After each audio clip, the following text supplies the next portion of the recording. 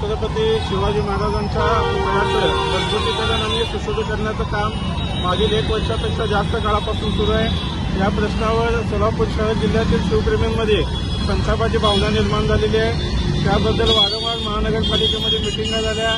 महापालिकेने वेळोवेळी छत्रपती शिवाजी महाराज जयंतीपूर्वी काम करू, संभाजी महाराज जयंतीला काम करू, राज्याभिषेक दिनाला काम संपवू अशी खोटी आश्वासनं दिली। त्यामुळे शिवप्रेमींनी संतप्त होऊन महापालिका आयुक्तांकडे मागणी केलेली होती की लवकरात लवकर काम संपवा नाहीतर आंदोलन होईल।